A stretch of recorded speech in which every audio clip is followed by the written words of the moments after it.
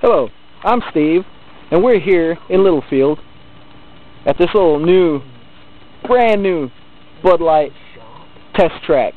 Now, we're here with Scott and checking out the new 2010 kx450. Check out this sweet track, Bud Light test track, brand new out here in the snow. Scott? Oh, hey, Steve. I was just looking over here at this new 2010. Let me tell you, man, this thing is sweet. Like no other 450. Dude, I bet you this thing would spank Bubba's factory 450. This thing is awesome. No offense to Bubba. If Bubba was riding this one, though, he would be way faster.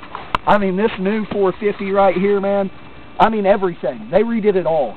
The only thing that's the same color on here is that it's green. That's it. Everything.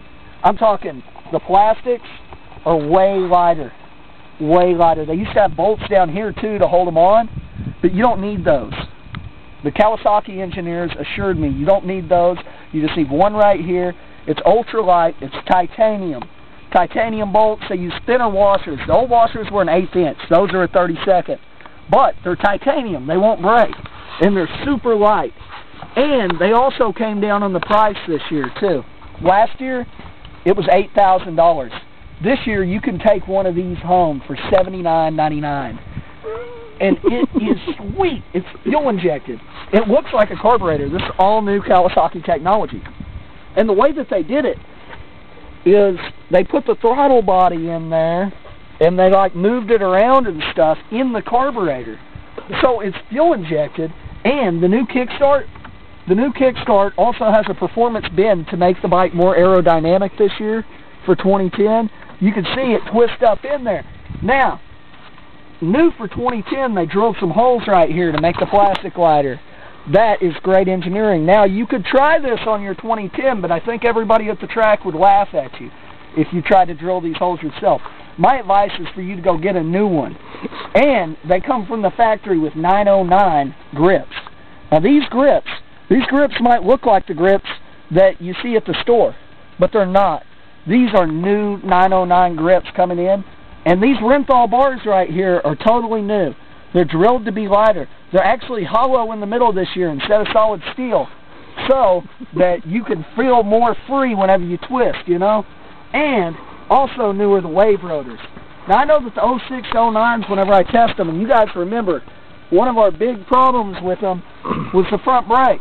It never wanted to grab. Well, this year, let me tell you, maybe if I was Bubba or somebody, but I'm not, I got thrown over the back of a berm when I touched it. I didn't think it was going to grab. I was so used to them being terrible. That thing walked down and threw me for a loop. That's why I'm covered with mud. Another thing is, the older Kawasaki kx450fs, they had a lot of problem with retaining mud and dirt. This one right here, rode it once, it looks great. It still looks almost like it did whenever it came out of the crate when it was brand new. And it is super clean. Also, this right here is a magnesium cover this year for weight reduction. All the bolts are titanium. All of them. Even right here. That right there is a titanium 8mm bolt.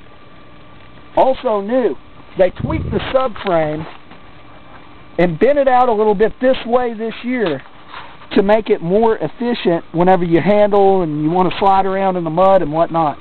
Now, they decided to do away with the 09 silencer because they said that a lot of people were having them fall off randomly, and nobody knew why.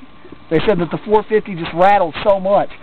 And they were also tired of meeting emissions because, I don't know, they're mad at somebody, I guess, about the sound rules. So they put the 08 back on here.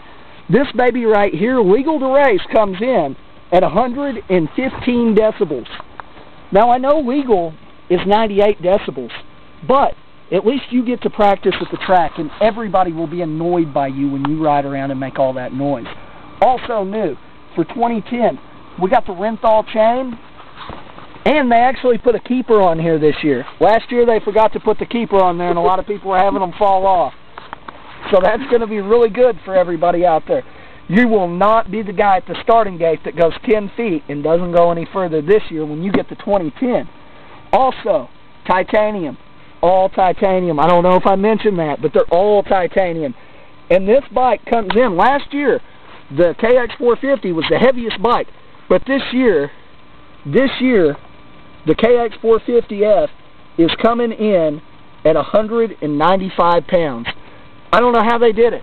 I don't know what they did. They said that they saved a lot of weight on bolts and stuff. We put it on our scale, and it was 195 pounds with my dog sitting on it.